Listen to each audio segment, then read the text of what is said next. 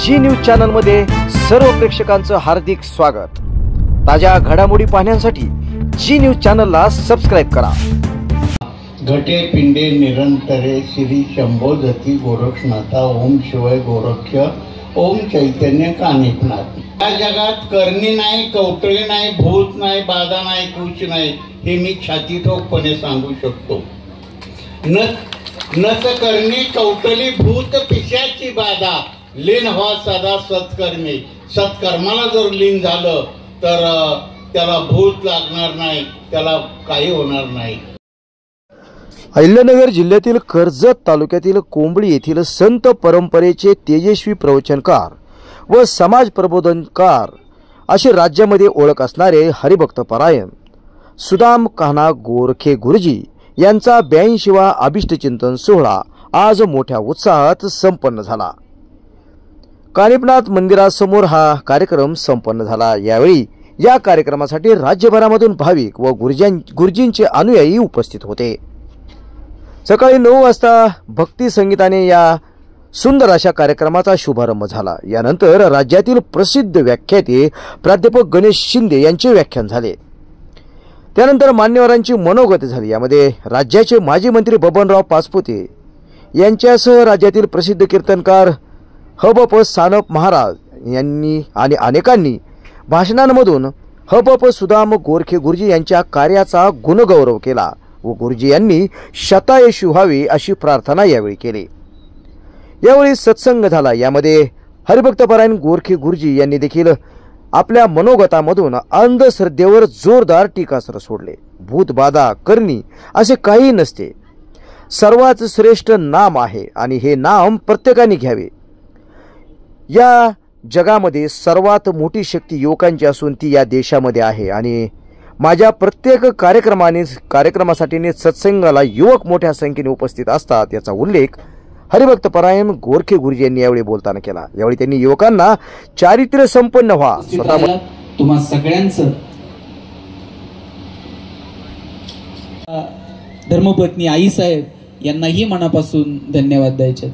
गुरुजींचा एवढा मोठा नावलौकिक असताना सुद्धा त्यांचे चिरंजीव हे सगळे खूप जमिनीवर हे सगळं कुटुंब आहे आणि आई साहेब तुम्ही आयुष्यभर गुरुजींना ज्या पद्धतीने या संसारात त्यासाठीही तुम्हालाही आणि अडचणीचा सामना करत असताना संघर्षामधून नीळाच्या घामाच्या थेंबाच्या वतीनं तुमचं मनपूर्वक स्वागत करतो आणि स्वागत आदाला विनंती आहे आपण आसनस्थ व्हावं।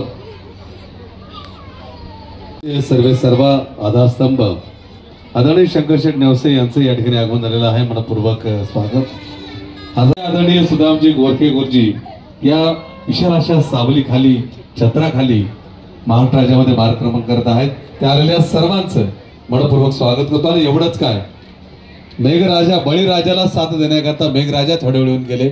मी सहज विचारलं, म्हणलं मेघराजाचं आगमन कसं झालं, तर म्हणलं हो मेघराजाला मनामध्ये ओणीव वाचली असती की गुरुजींना शुभेच्छा देण्यासाठी मला यायला जमलं नाही। येथे राहिला आहे ही माती इतकी पवित्र झाली, इथं आल्याच्या नंतर मनात वाटलं की थोडं खाली झुकावं शुभेच्छा देण्यासाठी।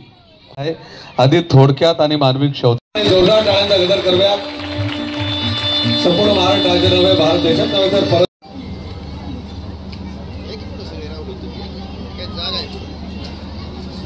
गुरुजीकडे येणाऱ्याची संख्या हळूहळू वाढत राहिली, आपोआप वाढत नाही। काहीतरी असल्याशिवाय त्या गोष्टी घडत नाही।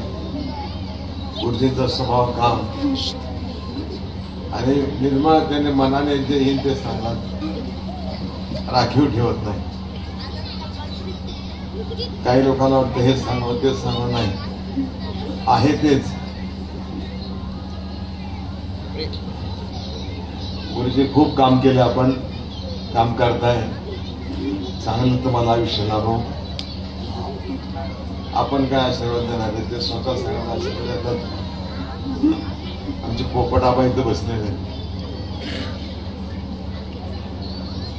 गुरुजींची माळ जी आहे आमचे तात्या महापुरुषांनी त्यांना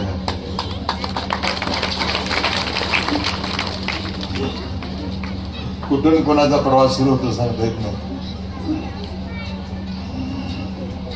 मला कोणाचा आजारी म्हणला लोक प्रश्न विचारणारे खूप असतात, तुम्ही कसे आजार तुम्हाला कसं काय त्रास झाला? व्हायचा मला थांबत नाही आणि काही झालं तरी आपण त्यातून न डगमगता बाहेर पडायचं आहे. आगे जरी कष्टदशा पारण ठाके धैर्य ताक केला जरी बळेची पोत खाली ज्वाला आवडतो. आमचे मार्गदर्शक आणि आमचे गुरुवर्य गोरखे गुरुजींचा आज 82वा अभिष्ट चिंतन सोहळा. आत्ताच त्या आयुष्यात कधी लबाडी करायची नाही, कधी कुणाला फसवायचं नाही. जे काही करायचं आहे ते प्रामाणिकपणे करायचं आहे आणि आतापर्यंत ते करत आलेलो आहे. जे काही काम असेल ते करण्याचं काम गुरुजींनी केलं आणि त्यातून भरपूर प्रमाणात हे सुख गुरुजींनी मिळवलेलं आहे. आणि तशा प्रकारचं सुख किंवा तशा प्रकारची कामं आजपर्यंत आम्ही करत आलेलो आहोत आणि भविष्यात तशाच प्रकारचं मार्गदर्शन हे गुरुजींकडून आम्हाला झाल्याशिवाय राहणार नाही, ही एक अपेक्षा या ठिकाणी व्यक्त करतो. कोंबडीला कितीतरी भाविक येतात. मी आता पाहतो, मी बी 14-15 वर्ष झालं गुरुजींच्या आशीर्वादानं समाजामध्ये उत्तम प्रकारचं काम करण्याचा प्रयत्न करतो. लढ मांडण्यासाठी कोणाची तरी पाठीव थाप असावा. डोळ्यात येणारं पाणी बंद करण्याचं सामर्थ्य ज्यानं ज्याच्या आयुष्यामध्ये जपलं, अशा प्रकारचं खऱ्या अर्थानाचा गुरुजींचा हा अभिष्ट चिंतन सोहळा आहे. मगाची सांगितल्याप्रमाणे गुरुजी लिंबू नारळ आमकं तमकं याच्यावर गुरुजींचं कधी त्याच्यापासून बाजूला, तुला काम करायचंय, तुला जगायचंय, मिळालेल्या आयुष्यामध्ये तुला खूप काही करायचंय, तुला व्यवसाय करायचा आहे, समाजात चांगलं वागायचंय, प्रबोधनाशिवाय तुला काही मिळणार नाही. गुरुजींचं एवढं आयुष्य खऱ्या अर्थानं काम करतंय. रोज कितीतरी लोकांचे, आज आपण प्रापंचिक माणसं आहे, आपल्या रोज अडचणी, कोणाची अडचण नाही असा माणूस नाही, परंतु प्रत्येक अडचणीवर इलाज करण्याचं काम गुरुजी आपल्या जीवनात करतात. सुद्धा माणूस तेवढ्याच किमतीचा. आज जवळजवळ 2200 ते 2300 लोकांचे नंबर आहेत. 1600 का 1200 नंबर पर्यंत फक्त यादी आली. किती लोकांचे अखंड प्रश्न आहेत, परंतु प्रत्येकानं मध्ये यायचं नाही, प्रत्येकानं नंबर लावायचा. ही गुरुजींची शिकवण आहे. असंख्य लोकांच्या मध्ये बदल करण्याचं काम खऱ्या अर्थानं गुरुजींनी आपल्या जीवनात केलं आणि बाईंचं सुद्धा खऱ्या अर्थानं कौतुक करावं तेवढं आहे. आम्हाला सगळ्यांना बाई सुद्धा तेवढ्यात प्रिय आहे. गुरुजींचा स्वभाव, गुरुजींची रोजची गोळी देणं, गुरुजींनी काही खाल्लंय का नाही, मध्ये येऊन पाहून फक्त निघून जाणं, काहीच करत नाहीत बाई. फक्त येणार, पाहिले, चाललाय सत्संग, निघून जाणार. गुरुजींच्या आयुष्यामध्ये बाईंसारखी आई आली, आमच्या सारख्यांची आई मिळाली. अशा प्रकारची खऱ्या अर्थानाची वैभवाची ही माता आहे. म्हणून गुरुजींच्या पाठीमागं खंबीर आणि भक्कमपणानं उभ्या राहिल्या. म्हणून गुरुजींचं 82 वर्षाचं आयुष्य आपल्यासाठी खऱ्या अर्थानं मिळालेलं. अनेक त्यांनाही सुद्धा आयुष्यातले अनेक चढ उतार त्यांनी बाईंनी सुद्धा सोचले. एक मुलगा गेल्याचं दुःख आहे, परंतु ही सगळी नाती गोती सांभाळायची, सगळी भावंड सांभाळायची, नाती सांभाळायची. काकांसारखा मुलगा आहे, त्याला पुन्हा पुतणी आहे, ती असंख्य पसारा खऱ्या अर्थानं बाईंच्या माध्यमातून सांभाळला जातो. गुरुजी घरी कधी किती बघतात आम्हाला अजिबात माहिती नाही, परंतु येणारा माणूस मुकामाघारी जाणार नाही याच्यासाठी मात्र गुरुजी अलर्ट असतात. कोणतरी आलंय, माझी त्याला गरज आहे, मी त्याला अपेक्षित आहे, मी त्याला बोललं पाहिजे. ही गुरुजींची तळमळ. 82 वर्षात आपले आई वडील आपल्याला विचारणार, परंतु गुरुजी इथं जर घंटा वाजवली तर गुरुजींचं लक्ष कुणीतरी माझ्या अपेक्षेसाठी, कुणीतरी माझ्याकडून काहीतरी अपेक्षा असं ठेवून तो आलेला आहे, मला त्याच्यासाठी उभं राहिलं पाहिजे, त्याच्यासाठी जागं राहिलं पाहिजे. अशा प्रकारच्या खऱ्या अर्थानाचा संत आमच्या दृष्टीने मिळालेला आहे. गुरुजीच आमच्या दृष्टीनं पांडुरंग आहे, बाई सुद्धा आमच्या दृष्टीनं, कारण महिन्याची वारी करणारी असेल की इथं गरुड नानांसारखी माणसं 40-45 वर्ष ही माणसं गुरुजींच्याकडे येतात. हा सगळा बोध सगळ्यांनी घेतलेला आहे. म्हणून प्रचंड महाराष्ट्रामध्ये गुरुजींच्या साधकांची संख्या आहे. आमचे गुरुबंधू प्रचंड व्यावसायिक झाले, कोण उद्योगपती झाले, कोण राजकारणात आले, कोण समाजकारणात आले, डॉक्टर, वकील, इंजिनियर. गुरुजींना मोठापणा वाटतो, हेवा वाटतो. माझं ऐकलं म्हणून त्याचं कल्याण झालं. मी सांगितलेला शब्द त्रिवार सत्य मानणारी असंख्य पिढी या गुरुजींनी खऱ्या अर्थानं उभी केली. म्हणून गुरुजींना 100 वर्ष उदंड आयुष्य लाभावं अशी मी वागेश्वर चरणी प्रार्थना करतो. नाथांच्या चरणी खऱ्या अर्थानं ती प्रार्थना करतो. आणि बबनराव दादा पाचपुते दादांना विनंती आहे आपल्या सदिच्छा व्यक्त कराव्यात.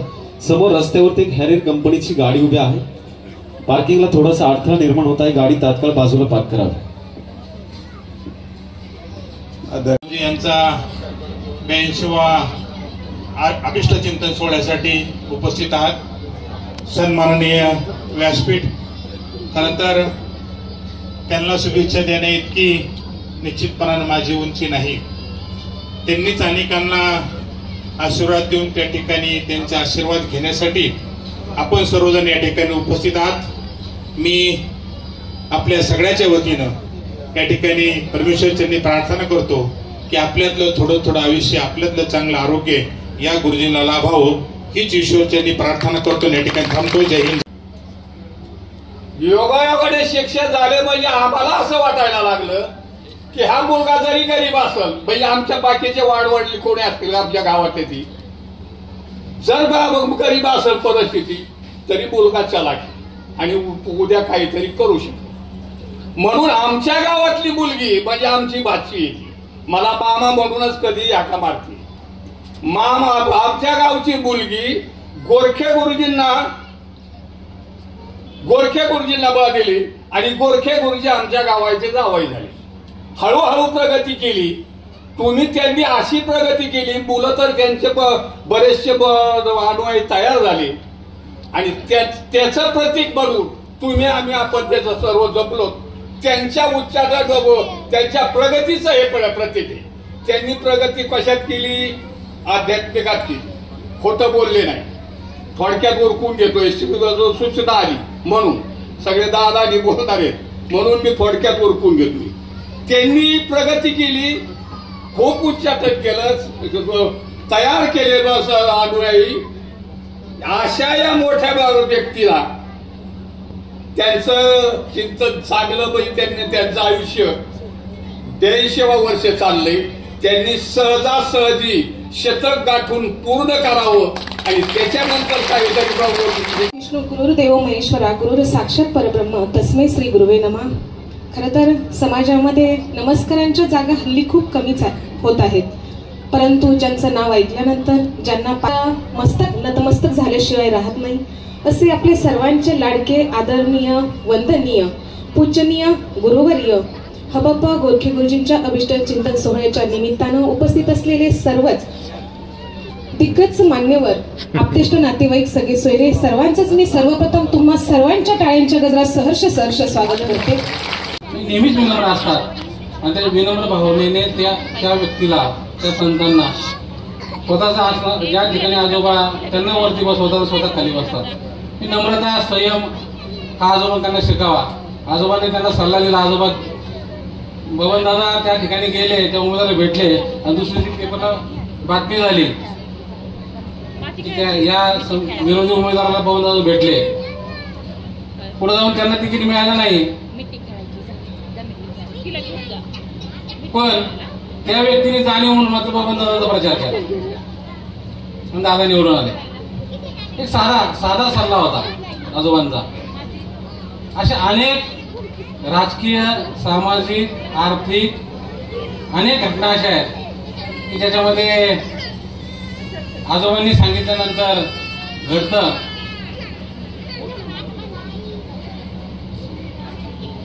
दुसऱ्या एका गोष्टीचा आणखी उल्लेख करावा लागेल की जो आजार बबनदादांना होता, तोच आजार राज्याचे नेते आदरणीय पवार साहेबांना होता. मग ज्यावेळेस माझे चुलते जगन्नाथ बाप्पूंनी मला विचारलं की आजोबा म्हणजे गुरुजी पवार साहेबांना असा आजार डॉक्टरांनी सांगितलंय, डॉक्टर बापट आणि त्या सहकार्यांनी पवार साहेबांना सांगितलं की या परिस्थितीमध्ये, आता जो कॅन्सर ज्या परिस्थितीमध्ये आहे, या परिस्थितीमध्ये आणखी 6 महिने तुम्ही व्यवस्थितरित्या जीवन जगू शकता. बापून हे समजल्यानंतर बापूंनी माझ्यापाशी विचारलं की गुरुजींशी बोलून बघ. आणि मग मी या ठिकाणी गुरुजींकडे आलो. गुरुजींना सांगितलं की असं गुरुजी म्हणले ठीक आहे, आपण जाऊ मुंबईला. मग ताते पाटील मी, गुरुजी, माझे काका जगन्नाथ बापू शेवाळे, आम्ही असे मुंबईला गेलो.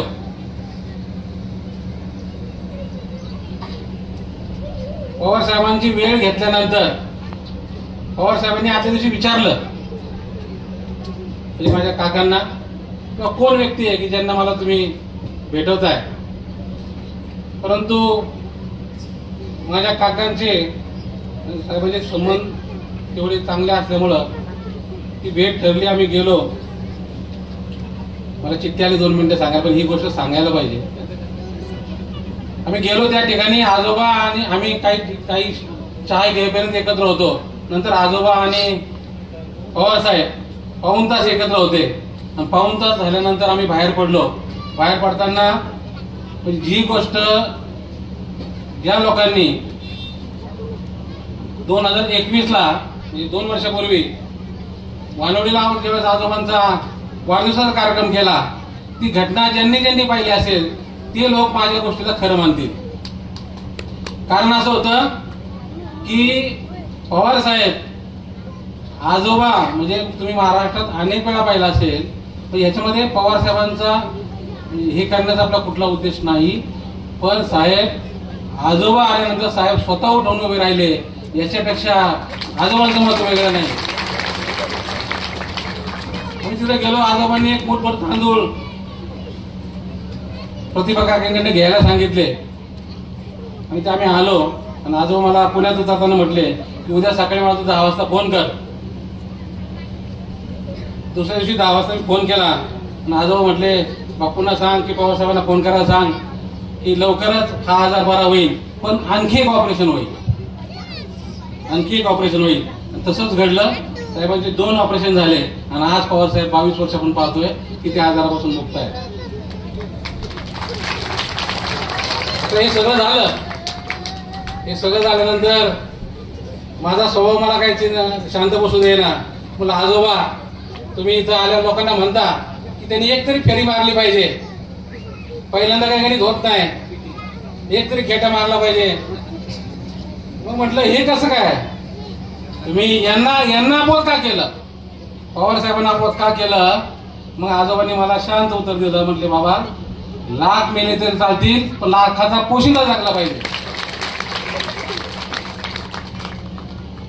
आदर्शस्थान आजोबा मी ओळख करून देतो. मी आजोबांचा हा नाच जावई.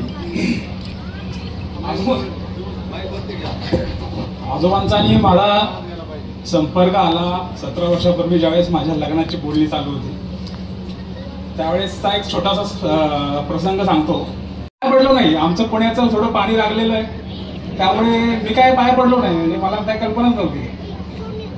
नंतर घरी आल्यानंतर लग्न झाल्यानंतर मला बायकोने कल्पना दिली. म्हणले तुला माहिती आहे का, तुम्ही ज्यावेळेस पाया नाही पडले तर आम्ही विचार करत होतो नाही म्हणून सांगायचं. अशी ती सुरुवात होती. नंतर संपर्क वाढला आणि नंतर मग हळूहळू मला लक्षात येत गेलं की इथली काय परिस्थिती आहे. आणि घरचं आमच्या आजी आजोबांची वारकरी परंपरा आहेच आहे. आजी आजोबांनी 35 वर्ष वारी केली, तर तो एक अध्यात्माचा एक अँगल होता आणि त्याला आता आजोबांचे आशीर्वाद मिळाले. आमच्या सर्व नेटके कुटुंबियांच्या वतीने मी आजोबांना त्यांच्या वाढदिवसाच्या निमित्त हार्दिक शुभेच्छा देतो. तीर्थोक गुरुजी यांच्यावरील सर्व मान्यवर उपस्थित सर्व भक्त गुरुजींचे भक्त, मी जास्त वेळ घेणार नाही, पण निश्चितपणे काही गोष्टी सांगितल्या पाहिजे. मी अगदी कमी वयात 25व्या वर्षी देवस्थानचं त्या ठिकाणी काम पाहायला लागलो. आणि एकदा असंच आमचे थोडेसे, आता आपण बऱ्याच गोष्टी ऐकल्यात, मडीने नेहमी वाद होतात असं आपण ऐकलं असेल.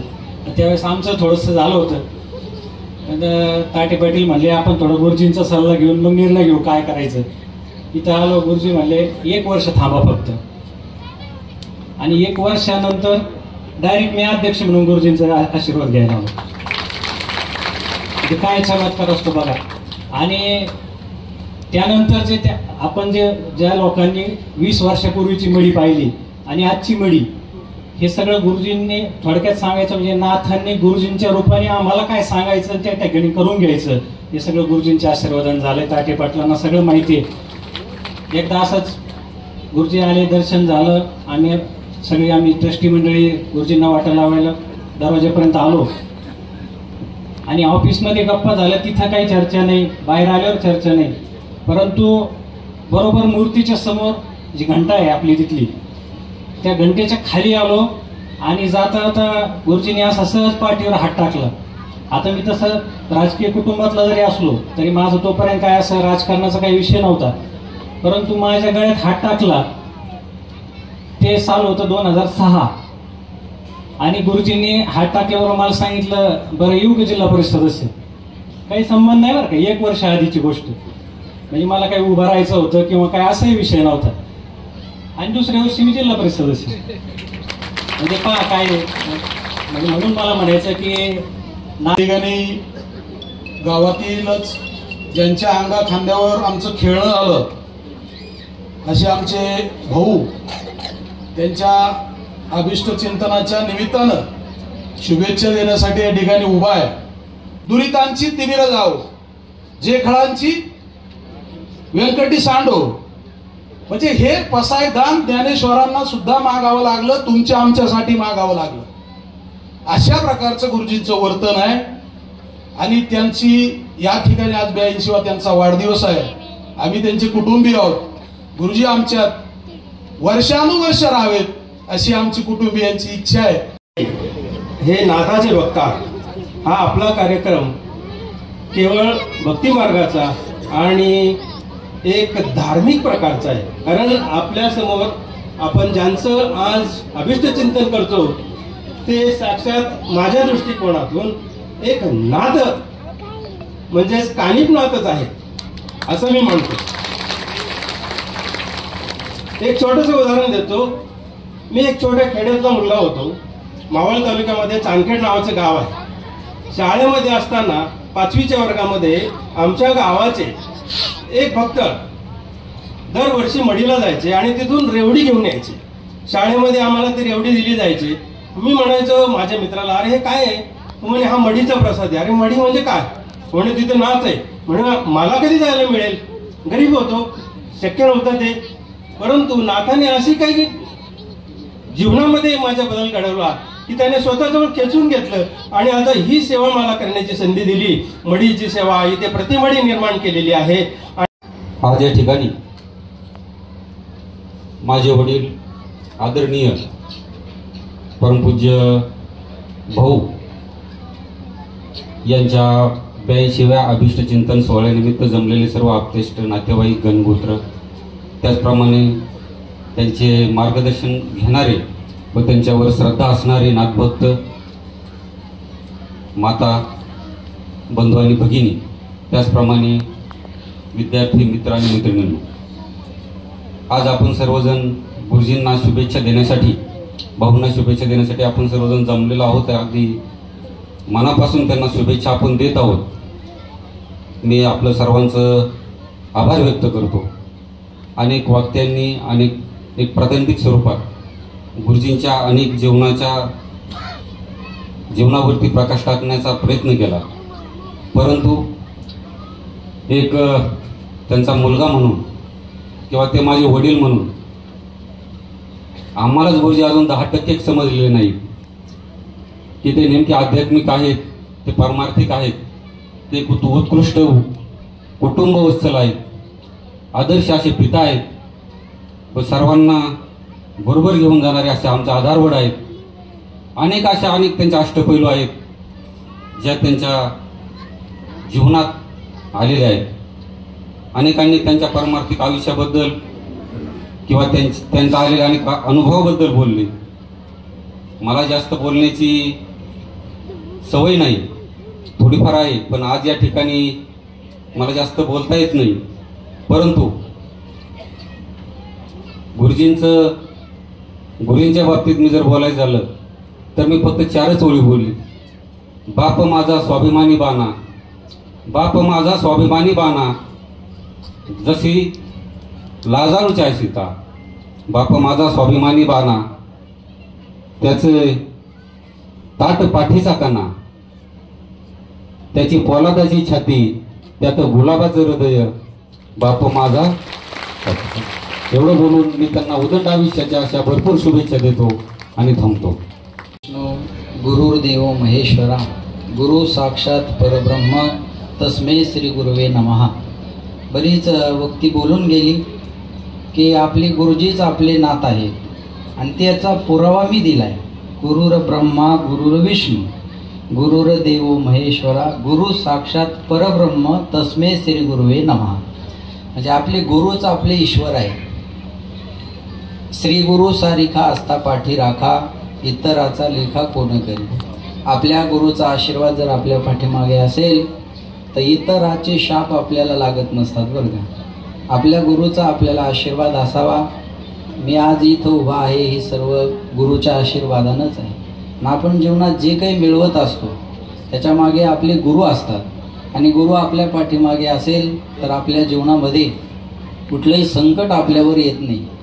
मी गुरुजींकडं एकदा आलो, तसं मी दरवर्षीच येत असतो बरं का, पण एक वेळेस भेटण्यासाठी गुरुजीला आलो तेव्हा गुरुजी वाचन करत बसलेली होती. म्हणजे या वयात वाचन करणारी माणसं अतिशय मोजकी आहेत आणि गुरुजी वाचन आणि नामस्मरण करत बसली होती. आणि आलेल्या प्रत्येक मंडळीला गुरुजीचं एकच सांगणं असतं की मी जे करतो ते तुम्ही करा आणि आपणासारिखे करीती तात्काळ, नाही काळ वेळ तयाला. गुरुजींनी आजपर्यंत कुणाला गंडा घातला नाही आणि गंडाही घातला नाही. माझं बोलणं जाणकार लोक आहात तुम्ही, कळलं असेल तुम्हाला. गुरुजींना आजपर्यंत कुणाला गंडा घातला नाही आणि गंडाही घातला नाही. लक्षात ठेवा. तुम्ही पुणेकर मुंबईकर आहात या अपेक्षेने काही गोष्टी बोललोय मी, त्याची इज्जत करा एवढीच विनंती आहे. गुरुजींनी आजपर्यंत आपल्याजवळ आलेल्या माणसाला कधी लिंबू दिलं नाही, कधी अंगारा दिला नाही, कधी कुणाला गंडा घातला नाही. फक्त गुरुजींचा विश्वास आहे ते देवाच्या नावावर आहे आणि विश्वास तो करी स्वामीवरी सत्ता. आपल्याला भगवंतावर सत्ता गाजवायची असेल तर आपल्याला त्याचं नावच घ्यावं लागेल. एका वाक्यात सांगतो, एक नाम तारी बाकी सब दुकानदारी. एक नाम माणसाला तारणार आहे. टाळ्या वाजवायच्या तर सगळ्यांनी वाजवा, नाही तर वाजवू नका. आता काही टाळ्या टोल नाक्यावर चालता चालता मी ऐकतो, बरोबर. टाळ्या ऐकायला मिळतातच असं काही नाही. एक नाम माणसाला तारणार आहे, पण ते नाम घेण्यासाठी आपल्याला तो विश्वास निर्माण करून देणारे जर कोण असतील तर ते गुरु आहेत. मला बऱ्यापैकी माहिती आहे की इथं ज्या गाड्या दिसतात त्या पुन्हा परमार्थिक मंडपात कदाचित दिसतील का नाही सांगता येत नाही. पण ही सगळी किमया जर कोणाची असेल तर ती गोरखे गुरुजींची आहे. ही सगळी किमया गोरखे गुरुजींची आहे. आज मुंबई, पुणा, पंढरपूर, सोलापूर, कोल्हापूर अनेक जिल्ह्यातली मंडळी इथं जर एकत्रित येत असेल तर ही सगळी जादू जर कोणाची असेल तर ते गुरुजींची आहे आणि त्या गुरुजीच्या जादूनं आपल्या सगळ्यांना भोवळ घातलेली आहे. मला खांडवीलाच कीर्तन आलं आजचं सकाळचं. मी तर 8-12 कीर्तन केलं आणि आता गुरुजीच्या अभिष्ट चिंतनाला हजरही झालो. मी दुसऱ्याच्या झेंड्यावर पंढरपूर म्हणल्यासारखं. म्हणजे मला याच्यातून हे सांगायचं की गुरुजी आपल्याकडे येणाऱ्या माणसाचा सुद्धा भार ठेवत नाही. कोणी म्हणायला नको की मी 400 किलोमीटर गुरुजींच्या अभिष्ट चिंतन सोहळ्याला 10,000चं डिझेल खर्चून आलो. तू डिझेलच्या पेक्षा वर घेऊन चाललास. हे देण्याची ताकद गुरुजींमध्ये आहे. म्हणजे इथून आलेला एक, मला माहिती आहे या समाजात विनाकारण कोणी कुणाला वेळ द्यायला तयार नाही. मूर्खातला मूर्ख व्यक्ती फायद्याशिवाय प्रवृत्त होत नाही असं सुभाषित आहे. मग आपल्याला इथं काही मिळतंय म्हणून आपण आज इथं या ठिकाणी येत असतो. मिळतंय काय तर गुरुजींचा आशीर्वाद. इथं आपल्याला दुसरं काय पाहिजे. गुरुजींचा आशीर्वाद असला की आपल्याला जीवनात सगळं काही मिळत राहणार आहे. पण माझी एकच विनंती आहे सगळ्यांना, जेवढी हे बघा, जे मानत नाही त्यांना माझं काहीच सांगणं नाही. फक्त जे मानणारे आहेत गुरुजींना की बस आपल्या बापाला बाप म्हणणं माणसाला शोभा देणार असतं. आपण हे फार महत्वाचं आहे. मग आपली जेवढी काही श्रद्धा निष्ठा असेल ती आपली गुरुजीवरची अजून दृढ व्हावी, आणखी वाढत राहावी आणि ती निष्ठा श्रद्धा आपल्याला जीवनात काही कमी पडू देणार नाही. मला बोलायला काही, मी बोलणाराच माणूस आहे, पण मला तुमचे चेहरे तिकडच्या मंडपाकडचे, आदिनाथ, हृदयनाथ, पार्वती, सत्यनाथ, ब्रह्मा, संतोषनाथ, विष्णू आचल आचेंबेनाथा गजबेली गजकंथरनाथा ज्ञान पारखी सिद्धीच वृंगीनाथा माया रूपी दादा मचिंद्रनाथा घटे पिंडे निरंतरे श्री शंभोजती गोरक्षनाथा ओम शिवाय गोरक्ष ओम चैतन्य कानिपनाथ. आज मी असं तुम्हाला इच्छू शकतो की या मंचावर बसणारे अधिकारी पदाधिकारी आणि माझे नाथ भक्त, माझ्या माऊली तुल्य असणाऱ्या माझ्या माई भगिनी, माझे खरे मित्र कोण आहेत तर इतर नव्हे तर प्रत्येक माझ्या सत्संगामध्ये 95% तरुणच आहेत. कारण का, तरुण ही माझ्या देशाची खरी संपत्ती आहे. कारण तरुण पुढं माझा देश कसा करायचा ते त्यांच्या हातात आहे. त्याच्याकरता मला त्यांना थोडं मार्गदर्शन करण्याकरता मी इथं थांबत असतो. कारण या जगात करणी नाही, कौटळी नाही, भूत नाही, बाधा नाही, कुछ नाही, हे मी छातीठोकपणे सांगू शकतो. नच करणी कौटली भूत पिशाची बाधा, लीन व्हा सदा सत्कर्मी. सत्कर्माला जर लीन झालं तर त्याला भूत लागणार नाही, त्याला काही होणार नाही. असेल करणी कौटली भूत बाधा असेल, पण मांजराच्या घरी उंदीर पाहुणा म्हणून जाणार नाही किंवा दिवसाच्या सूर्याच्या घरी रात्र पाहुणे म्हणून जाणार नाही. तसं जिथं नामस्मरण आहे तिथं करणी नाही, हे मी निश्चित सांगू शकतो. कारण राम नाम घेता वाचे, मुळणार आहे संकटाचे, ऐशे महात्मे नामाचे जाणे तसे.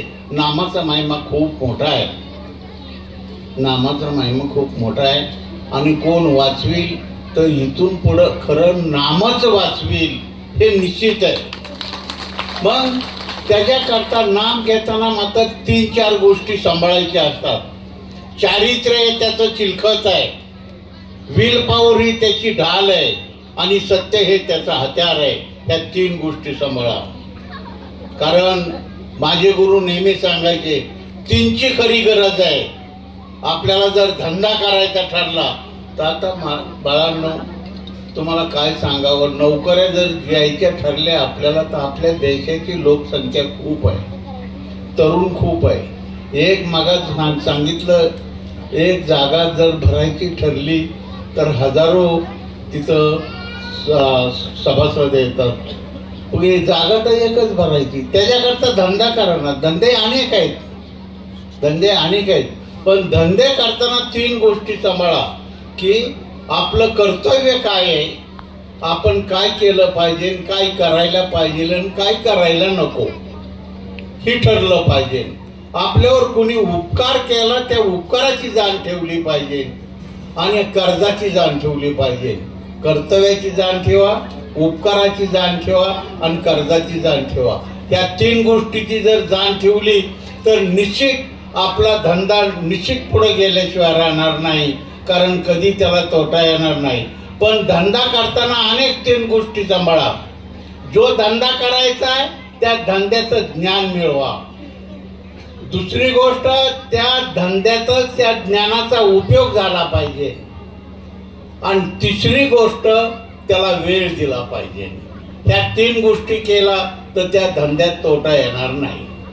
पण एक लक्षात घ्या, आपण कोणालाही फसू नाही.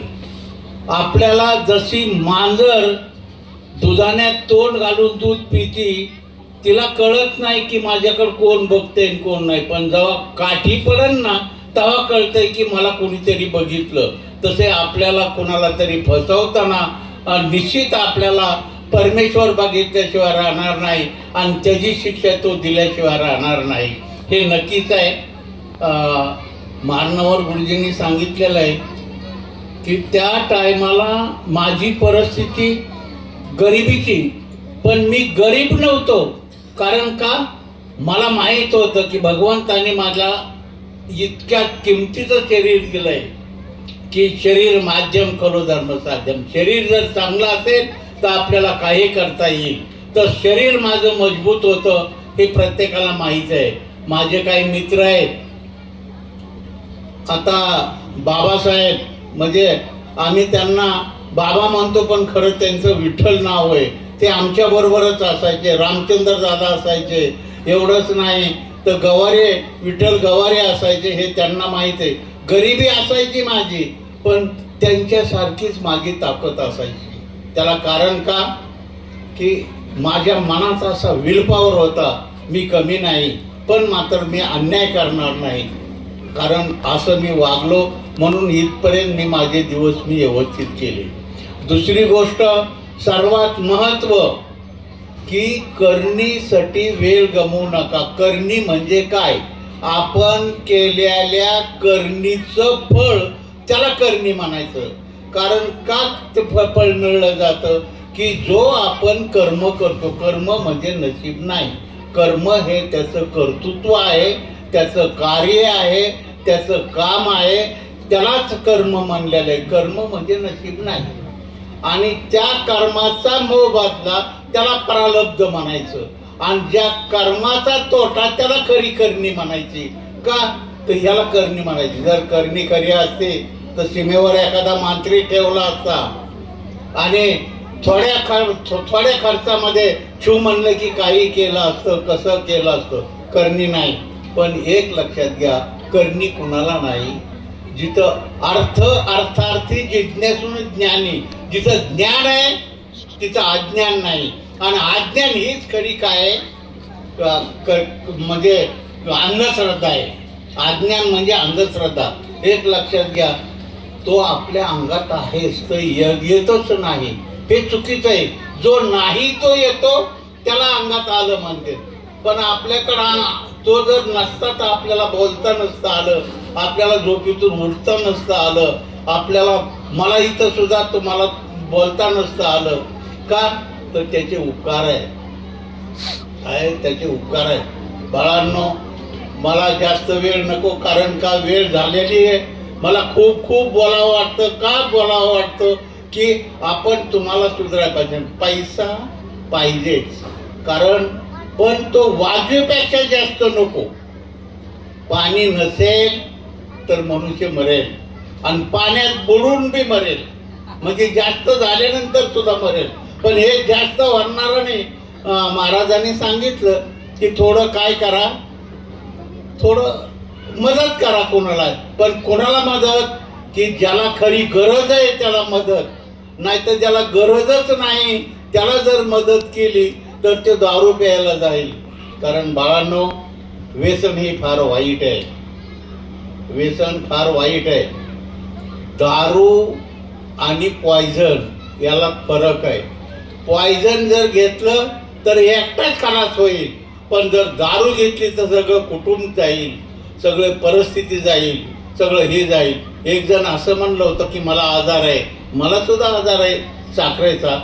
तर मग खूप वर्ष झालं तो आजार आहे. पण एक जण भेटला, म्हणला एक काम कर, म्हणला का की तुझा आजार गेल्याशिवाय राहणार नाही. हे उदाहरण आहे बरं का, खरं आहे, कारण मी खोटं बोलत नाही, ते उदाहरण देऊन सांगतोय. की म्हणले माझी दारू पी म्हणले म्हणजे तुझं काय होईल, आजार जाईल. म्हणले असं कसं काय? अरे माझी 100 एकर जमीन गेली, मग तुझा काय आजार जाणार नाही का? म्हणजे दारूनी इतकी वाईट आहे. तर व्यसनापासून मुक्त व्हा, जुगारीपासून मुक्त व्हा, आणि चारित्र्य चांगलं सांभाळा. आणि तुम्ही मला खूप मोठा आशीर्वाद दिला, तसं मी तुमच्याकडून एक आशीर्वाद मागतो. माझ्या शेवटच्या क्षणापर्यंत सुद्धा तुमची सेवा करण्याची मला संधी मिळावा अशी मला तुम्ही आशीर्वाद द्या. म्हणजे तुमची मी सेवा करीन, आणि त्या सेवेमध्ये जो काही दक्षिणायन आणि उतारायन आहे तो माझा रस्ता मोकळा होईल. पण एक लक्षात घ्या की सगळ्यामध्ये स्वर्गापेक्षा, वैकुंठापेक्षा आणि कैलासापेक्षा आपले मृत्यू लोक फार चांगला आहे. कारण तिथं जमा करण्याची ताकद आहे आणि तिथं खर्च करण्याची ताकद आहे. इथं जर तो जलमला आणि इथंच जर राहिला तर त्याची बँकेमध्ये बॅलन्स जास्त राहील, आणि वर जर गेला आणि कैलासात त्याला सत्संगमध्ये सद्गती जरी मिळाली, पण ती जर खर्च झाला की आपल्याला परत यावं लागेल आणि तुम्हाला खूप चांगलं चांगलं अगदी ज्ञान मिळावं. तुमचं खूप तुम्हाला जसं मला 80-82 वर्ष मला माझं आयुष्य मिळालं, तसं तुम्हाला सुद्धा खूप आयुष्य मिळून तुम्ही समाजसेवा करावा एवढीच माझी विनंती करून मी माझे 2 शब्द करतो. जय हरी. आपण सगळी मंडळी या ठिकाणी जमलेलो आहोत.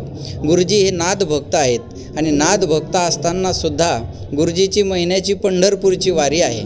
कारण पांडुरंग हा एकच आहे, नाथ हे एकच आहेत, हे वेगळे नसून गुरुजी आलेल्या भक्तांना दोरी गंडा याच्यात लिंबू याच्यात अंगारा धुपारा याच्यात न गुंतवता सगळ्यांना ज्ञानाने मार्गदर्शन करतात. हे फार महत्त्वाचं आहे. नाही तर आता आपण जर विचार केला तर जास्तीत जास्त गुरु हे आपल्याला अंधश्रद्धेकडे नेणारे जास्त सापडतील. पण गुरुजींचं अतिशय महत्त्वाचं आहे की गुरुजी कुणाला अंधश्रद्धेचा बळी न पाडता, कुणाला गंडा न देता गंडा न घालता त्याच्या जीवनाचा उत्कर्ष कसा होईल हे गुरुजी सर्वांना मार्गदर्शन या ठिकाणी करत राहतात. आणि मोलाचा संदेश गुरुजींचा आहे की निर्व्यसनी जीवन जगा, चारित्र्य संपन्न जीवन जगा आणि चारित्र्य संपन्न जगून निर्व्यसनी जगून त्या नाथांचं नामस्मरण करत राहा. तो नाथ हा सगळ्यांचा नाथ आहे. अनाथांचा नाथ जर कोण असेल तर ते नाथ आहेत. ते आपल्याला काहीही कमी पडू देणार नाहीत. मागे पुढे उभा राहे सांभाळीत आलिया आघात निवाराया. म्हणून या गुरुजींच्या अभिष्टचिंतन सोहळ्याच्या निमित्ताने त्या नाथांकडे आपण एक सदिच्छा व्यक्त करूयात की आमच्या लाखाचे पोशिंदे असणारे गुरुजी यांचं 100 पूर्ण व्हावी. सहस्रचंद्र दर्शन सोहळा आम्हाला साजरा करता यावा एवढीच नाथांच्या चरणी प्रार्थना. रामकृष्ण हरी. काय सांगायचं? नाही मग सगळे येतील. काय गुरुजींबद्दलच सांग.